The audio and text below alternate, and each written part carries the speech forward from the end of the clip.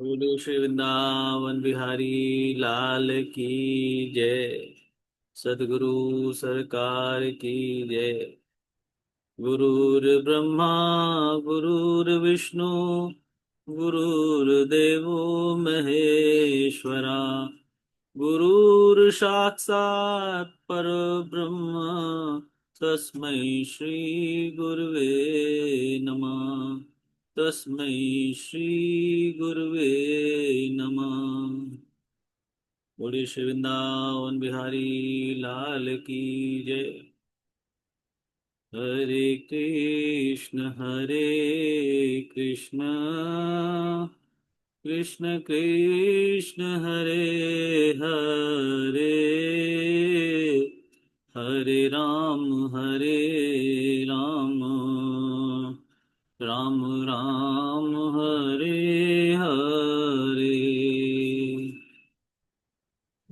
हरे हरे कृष्ण हरे कृष्ण कृष्ण कृष्ण हरे हरे हरे राम हरे राम राम हरे हरे।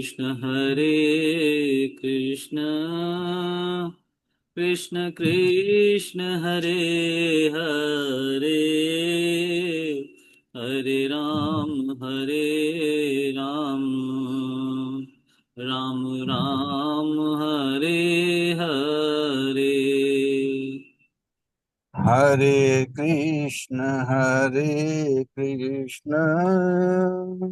कृष्ण कृष्ण हरे हरे हरे राम राम राम हरे हरे। बोलिए श्री राधा वल्लभ लाल की जय। जय जय श्री राधे। जय जय श्री राधे। जय जय श्री राधे श्याम।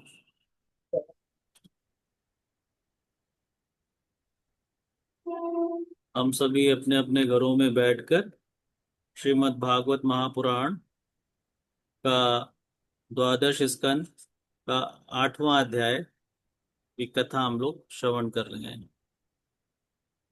आज विषय है मार्कंड जी की तपस्या और वर प्राप्ति।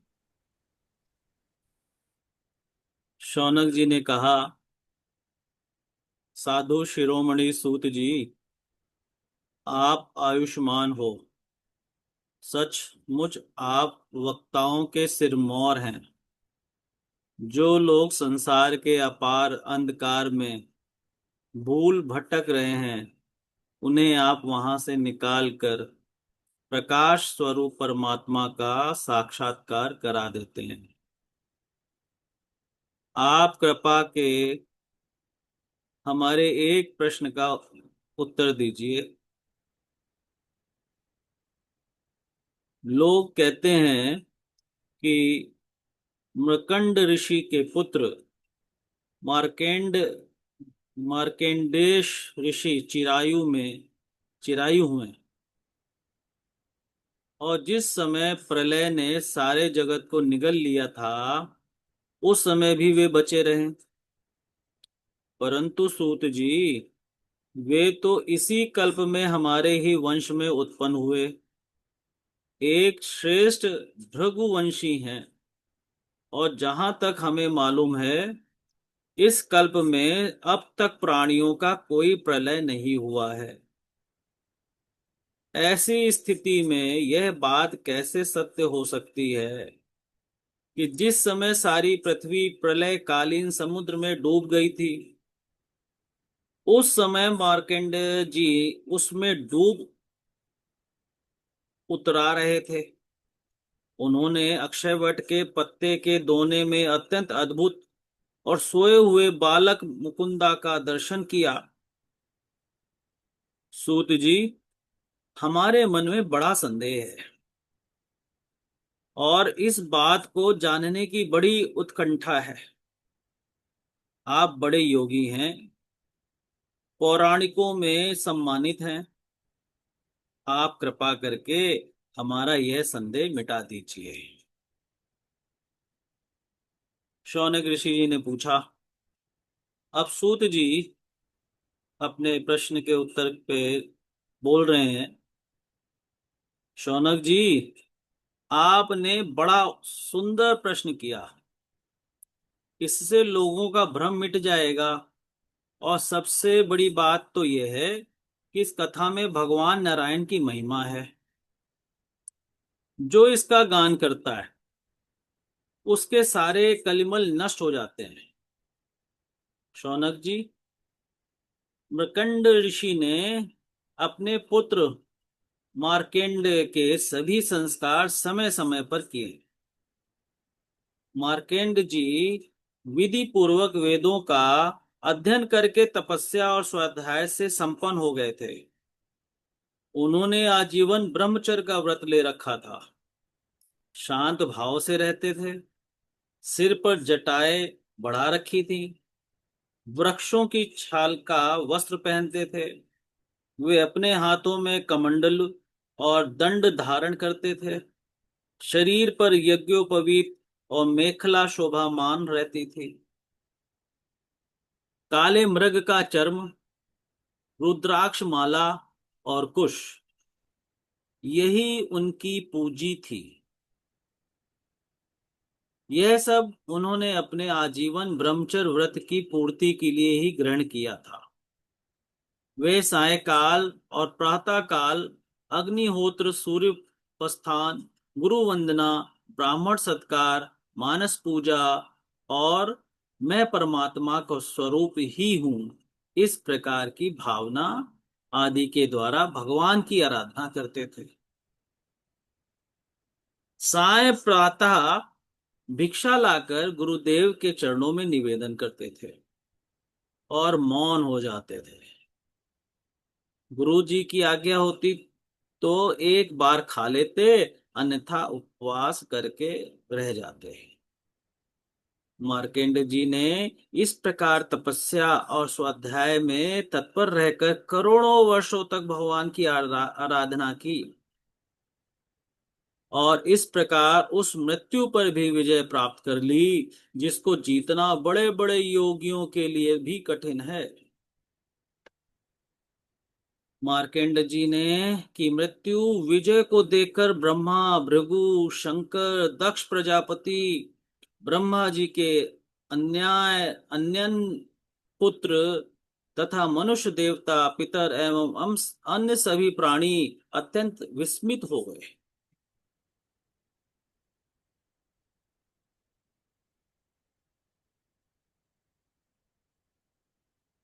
आजीवन ब्रह्मचर्य व्रतधारी एवं योगी मार्केंड जी इस प्रकार तपस्या, स्वाध्याय और संयम आदि के द्वारा अविद्या आदि सारे क्लेशों को मिटाकर शुद्ध अंतःकरण से इंद्रियातीत परमात्मा का ध्यान करने लगे। योगी मार्केंड जी महायोग के द्वारा अपना चित्त भगवान के स्वरूप में जोड़ते रहे। इस प्रकार साधन करते करते बहुत समय, 6 मनवंतर व्यतीत हो गए। ब्राह्मण, इस 7वें मनवंतर में जब इंद्र को इस बात का पता चला, जब तो वे उस उनकी तपस्या से शंकित और भयभीत हो गए। इसलिए उन्होंने उनकी तपस्या में विघ्न डालना आरंभ कर दिया। शौनक जी, इंद्र ने मार्केंड जी की तपस्या में विघ्न डालने के लिए उनके आश्रम पर गंधर्व, अप्सराएं, काम, वसंत, मलयानील, लोभ और मद को भेजा। भगवान, वे सब उनकी आज्ञा के अनुसार उनके आश्रम पर गए। मार्केंड जी का आश्रम हिमालय के उत्तर की ओर है। वहां पुष्पभद्रा नाम की नदी बहती है और उसके पास ही चित्रा नाम की एक शिला है। शौनक जी, मार्केंड जी का आश्रम बड़ा ही पवित्र है। चारों ओर हरे भरे पवित्र वृक्षों की पंक्तियां हैं, उन पर लताएं लहलाती रहती हैं। वृक्षों के झुरमुट में स्थान स्थान पर पूर्ण आत्माएं ऋषिगण निवास करते हैं, और बड़े ही पवित्र निर्मल जल से भरे जलाशय सब ऋतुओं में एक से ही रहते हैं। कहीं मतवाले भौरे अपनी संगीतमयी गुंजार से लोगों का मन आकर्षित करते रहते हैं, तो कहीं मतवाले कोकिल पंचम स्वर में कू कू कूकते रहते हैं। कई मतवाले मोर अपने पंख फैलाकर कलापूर्ण नृत्य करते रहते हैं, तो कहीं अन्य मतवाले पक्षियों का झुंड खेलता रहता है। मार्केंड मुनि के ऐसे पवित्र आश्रम में इंद्र के भेजे हुए वायु ने प्रवेश किया। वहां उनसे पहले शीतल झरनों की नन्ही नन्ही फुहियां संग्रह की, इसके बाद सुगंधित पुष्पों का आलिंगन किया, और फिर काम भाव को उत्तेजित करते हुए धीरे धीरे बहने लगा। कामदेव के प्यारे सखा वसंत ने भी अपनी माया फैलाई। संध्या का समय था। चंद्रमा उदित हो गई अपनी मनोहर किरणों का विस्तार कर रहे थे। सहस्त्र सहस्त्र डालियों वाले वृक्ष लताओं का आलिंगन पाकर धरती तक झुके हुए थे। नई नई कोपलों, फलों फूलों के गुच्छे अलग अलग ही शोभामान हो रहे थे। वसंत का साम्राज्य देखकर कामदेव ने भी वहां प्रवेश किया। उसके साथ गाने बजाने वाले गंधर्व झुंड के झुंड चल रहे थे। उसके चारों ओर बहुत सी स्वर्गीय अप्सराएं चल रही थीं, और अकेला काम ही सबका नायक था। उसके हाथ में पुष्पों का धनुष, और उस पर सम्मोहन आदि बाण चढ़े हुए थे। उस समय मार्केंड मुनि अग्निहोत्र करके भगवान की उपासना कर रहे थे। उनके नेत्र बंद थे। वे इतने तेजस्वी थे मानो स्वयं अग्निदेव ही मूर्तिमान होकर बैठ गए।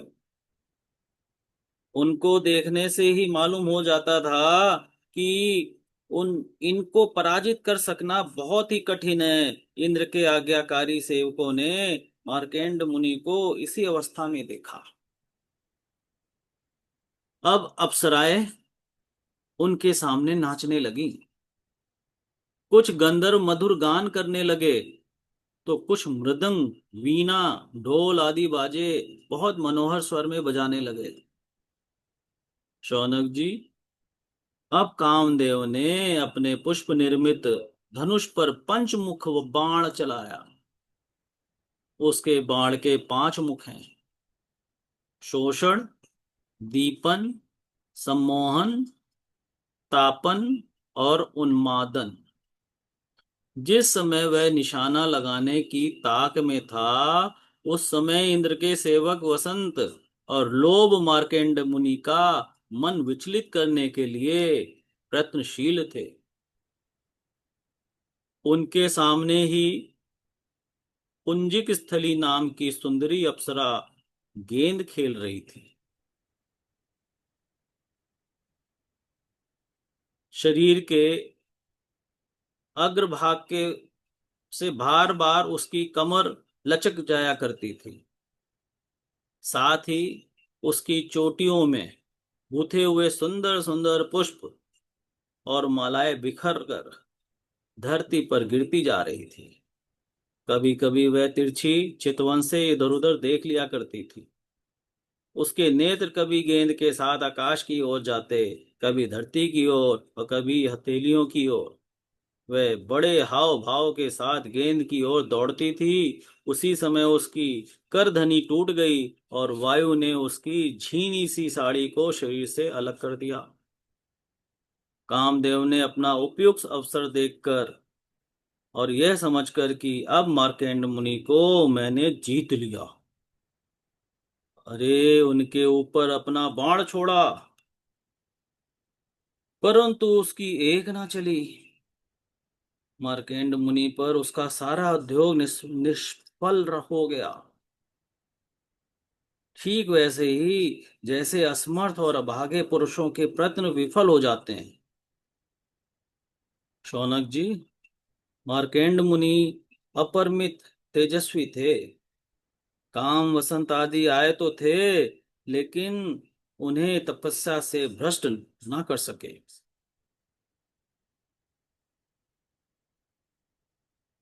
परंतु अब उनके तेज से जलने लगे और ठीक उसी प्रकार भाग गए जैसे छोटे छोटे बच्चे सोते हुए सांप को जगाकर भाग जाते हैं।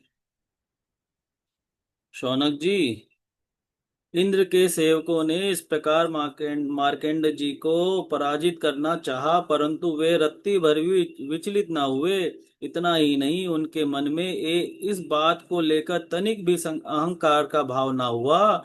सच है, महापुरुषों के लिए ये कौन सी आश्चर्य की बात है। जब देवराज इंद्र ने देखा कि कामदेव अपनी सेना के साथ निस्तेज हतप्रभ होकर लौटा है, और सुना कि ब्रह्मर्षि मार्कंड जी परम प्रभावशाली हैं, तब उन्हें बड़ा ही आश्चर्य हुआ। श्रीमन्नारायण नारायण, श्रीमन्नारायण नारायण नारायण, बद्रीनारायण नारायण, बद्रीनारायण नारायण नारायण। बोले श्री वृंदावन बिहारी लाल की जय। शौनक जी, मार्केंड मुनि तपस्या, स्वाध्याय, धारणा, ध्यान और समाधि के द्वारा भगवान में चित्त लगाने का प्रयत्न करते रहते थे। अब उन पर कृपा प्रसादी की वर्षा करने के लिए मुनिजन नयन मनोहारी नरोत्तम नर और भगवान नारायण प्रकट हो गए। उन दोनों में एक का शरीर गौरव वर्ण का था और दूसरे का श्याम। दोनों के ही नेत्र तुरंत के खिले हुए कमल के समान कोमल और विशाल थे। चार चार भुजाएं थी। एक मृग चर्म पहने हुए थे तो दूसरे वृक्ष की छाल। हाथों में कुश लिए हुए थे और गले में तीन तीन सूत के यज्ञोपवीत शोभामान हो रहे थे। वे कमंडल और बांस का सीधा दंड ग्रहण कर किए हुए थे। कमल गट्टे की माला और जीवों को हटाने के लिए वस्त्र की ऊंची भी रखे हुए थे।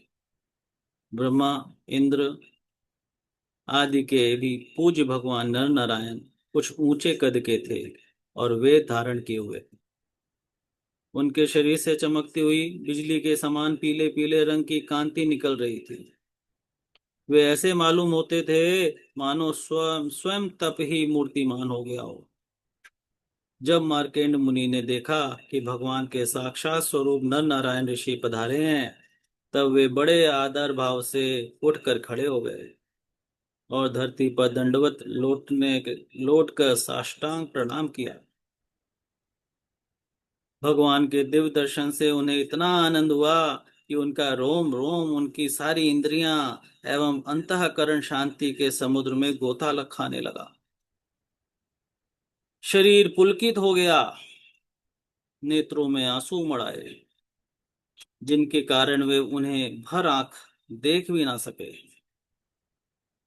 तदंतर वे हाथ जोड़कर उठ खड़े हुए। उनका अंग अंग भगवान के सामने झुका जा रहा था। उनके हृदय में उत्सुकता तो इतनी थी मानो वे भगवान का आलिंगन कर लेंगे। उनसे और कुछ न तो बोला गया, गदगद वाणी से केवल इतना ही कहा, नमस्कार नमस्कार नमस्कार। इसके बाद उन्होंने दोनों को आसन पर बैठाया, बड़े प्रेम से उनके चरण पखारे, अर्ध चंदन, धूप और माला आदि से उनकी पूजा करने लगे।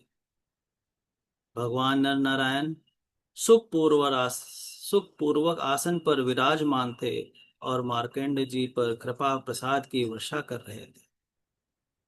पूजा के अनंतर मार्कंड मुनि ने उन सर्वश्रेष्ठ मुनि वेशधारी नर नारायण के चरणों में प्रणाम किया और यह स्तुति की।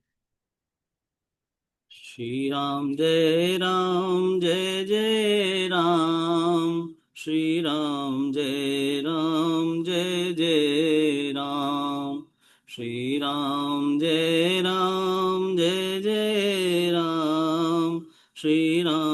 जय राम, जय जय राम। बोले श्री नारायण नर नारायण भगवान की जय। मार्कंडे मार्कंडे ऋषि ने जो स्तुति की है, मैं चाहूंगा कि उसको मैं बोलूं। आप लोग हाथ जोड़ के प्रार्थना करें। भगवान की स्तुति हो रही है। किं वर्णयेत विभो यदुदीरितोऽसुः संसम्पन्दते तमनुवाङ्गन इन्द्रियाणि अस्पन्दन्ति वै तनुर्भृतामज सर्वयोश्च त्वस्याप्यथापि मजतामसि भावबन्धुः मूर्ति इमे भगवतो भगवंस्त्रिलोक्याः श्रीमाय तापविरमाय च मृत्युजित्यै नान्याविभर्ष वितुमन्यतनुर्यथेदम् सृष्ट्वा पुनर्गससि सर्वमिर्वोर्णनाभिः तस्या वितुः स्थितिर्चरेस्तुराङ्गिमूलम् यतस्थं न कर्म गुणकालरुजः स्पशन्ति यद्वास्तुवन्ति नित्मन्ति यजन्त भीक्षणम् ध्यायन्ति वेदहृदया मनुजस्तदाप्ते नान्यं त्वाङ्गगयुपनयाद पर्वगर्मूर्तेः क्षेमं जनस्य परितोऽभियैष विद्यः ब्रह्मा बिभेत्यलमतो द्विप्रादधिष्ण्यः कालस्य ते किमुत तत्कृत भौतिकानाम् तद्वै मजाममृतधियस्व पादमूलम् हित्वे हितवेदमातं मच्छदितात्मगुरो परस्य देहाद्य पार्थमसन्द नन्त्यमवीक्ष मात्रम् विन्देत ते तर्हि सर्वे मनीषीर्तदार्दम् सत्वं रजस्तमस इति स त्वातमबन्धो माया मया स्थितिः लयोदय हेतवोऽस्य लीला गीता यदपि सत्यवमयी प्रशान्तये नान्ये नृणाम व्यसन मोहभियश्च याम्याम् तस्मात् तवेह भगवन्नथ तावकानां शुक्लां तनुं त्वदीतां कुशला भजन्ति यत्सात्वतः पुरु रूपमुशन्ति सत्वं लोको यतो अमयमुतातं सुखं न सान्यत तस्मै नमो भगवते पुरुषाय भूम्ने विश्वाय विश्वगुरुवे परदेवताय नारायणाय ऋषये च नरोत्तमाय हंसाय संयतगिरे निगमेश्वराय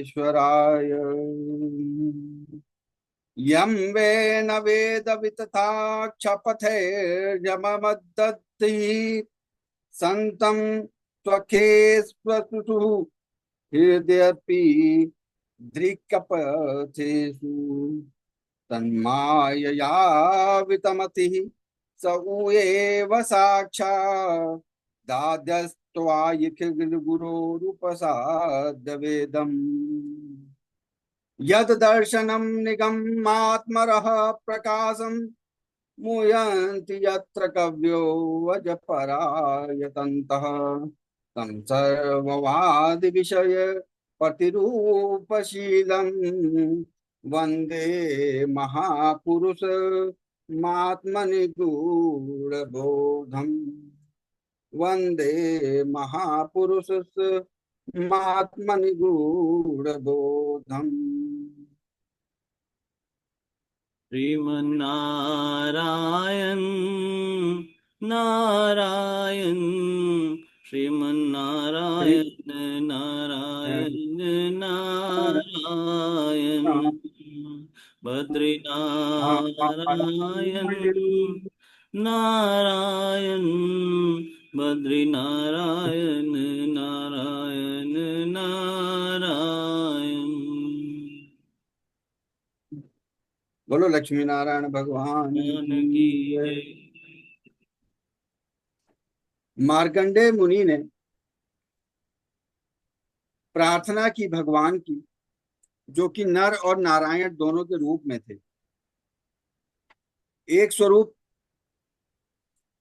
श्याम वर्ण का था और एक श्वेत वर्ण का था। दोनों का दर्शन करने के बाद मार्कंडेय ऋषि बड़े प्रसन्न हुए, और प्रसन्नता के कारण उनके शब्द, इतने ज्ञानी होने के बावजूद उनके शब्द नहीं निकले, ना उनके मंत्र कोई मुंह से निकला। खाली एक शब्द निकला, प्रणाम, नमस्कार, नमस्कार। मार्कंडेय ऋषि ने कहा कि मैं आपकी क्या वर्णन करूं, आपका क्या महात्मा बताऊं। ब्रह्मा, शंकर तथा मेरे शरीर में भी प्राण शक्ति का संचार होता है, और फिर उसी के कारण वाणी में, मन में और इंद्रियों में बोलने की, सोचने की, विचारने की शक्ति आती है। यह सब आप ही की प्रेरणा से होता है। तो इस प्रकार सबके प्रेरक और परम स्वतंत्र होने पर भी आप अपना भजन करने वाले भक्तों के प्रेम बंधन में बंधे हुए हैं।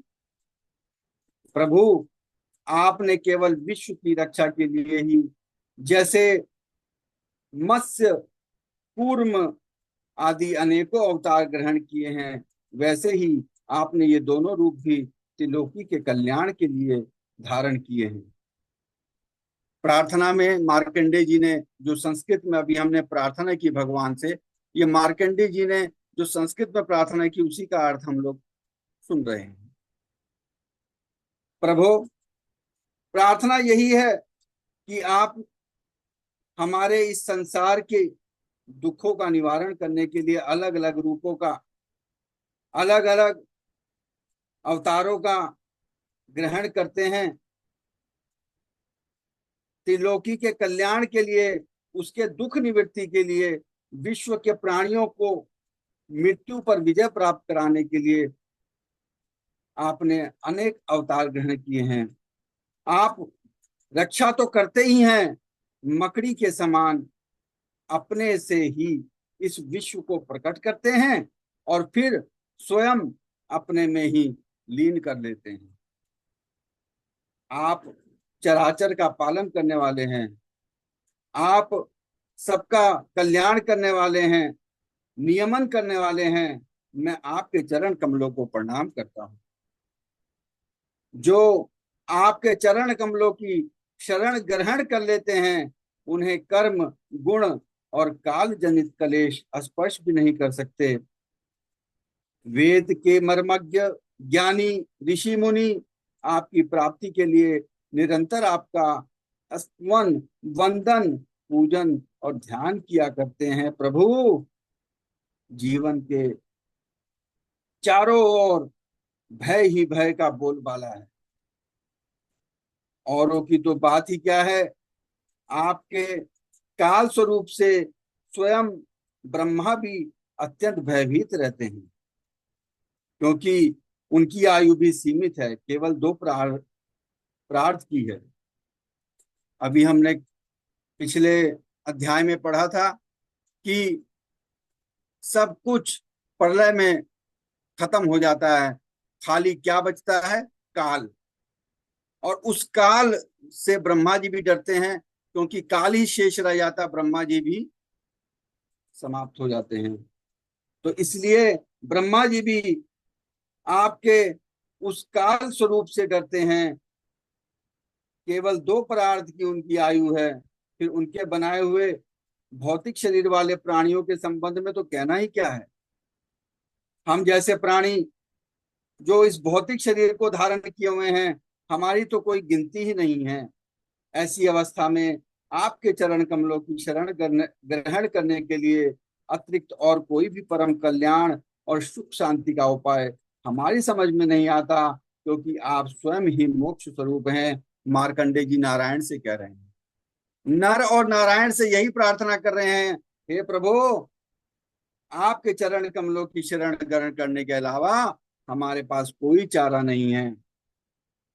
भगवान, आप समस्त जीवों के परम गुरु हैं, सबसे श्रेष्ठ हैं।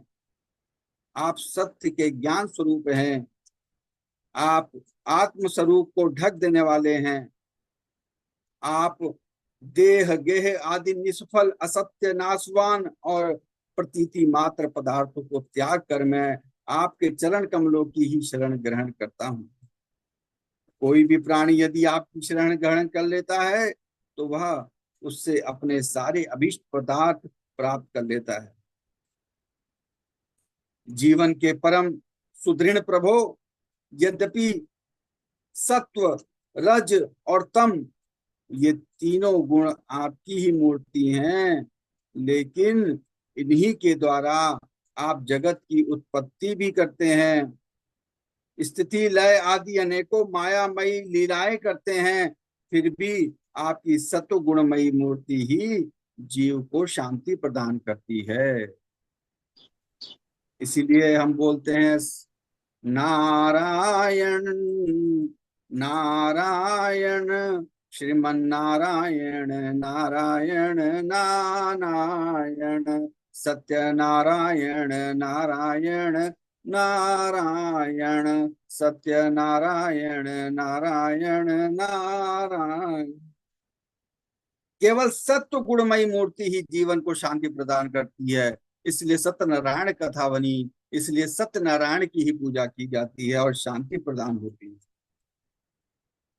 भगवान, इसलिए बुद्धिमान पुरुष आपकी और आपके भक्तों की परम प्रिय एवं शुद्ध मूर्ति नर और नारायण की ही उपासना करते हैं। पांचरात्र सिद्धांत के अनुयायी विशुद्ध सत्व को ही आपका श्री विग्रह मानते हैं। अनुयायी विशुद्ध सत्व को ही अपना ही श्री विग्रह मानते हैं। उसी की उपासना से आपके नित्य धाम वैकुंठ की प्राप्ति होती है। उस धाम की यह विचलनता है कि वह लोक होने पर भी सर्वथा भय रहित और भोग युक्त होने पर भी आत्मानंद से परिपूर्ण है। वे रजोगुण और तमोगुण को आपकी मूर्ति स्वीकार नहीं करते। भगवान, आप अंतर्यामी हैं, सर्वव्यापक हैं, सर्वस्वरूप हैं, जगत गुरु हैं, परम आराध्य हैं और शुद्ध स्वरूप भी। समस्त लौकिक और वैदिक वाणी आपके अधीन है। आप ही वेद मार्ग के प्रवर्तक हैं। मैं आपके इस युगल स्वरूप नर उत्तम नर और ऋषिवर नारायण को नमस्कार करता हूं। नर और नारायण, नर और नारायण, एक का रंग श्याम है, एक का श्वेत है। 2 तरह के काल होते हैं, रात्रि और दिन। नर और नारायण 2 पक्ष होते हैं, कृष्ण पक्ष और शुक्ल पक्ष। कृष्ण पक्ष नर के लिए और नारायण के लिए शुक्ल पक्ष।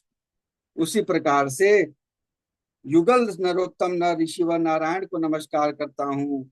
ऋषि के स्वरूप में नारायण है और हम नारायण नर के रूप में आपने दर्शन दिए हैं, इसीलिए हम लोग मूर्ति बनाकर पूजा करते हैं नर नारायण के लिए।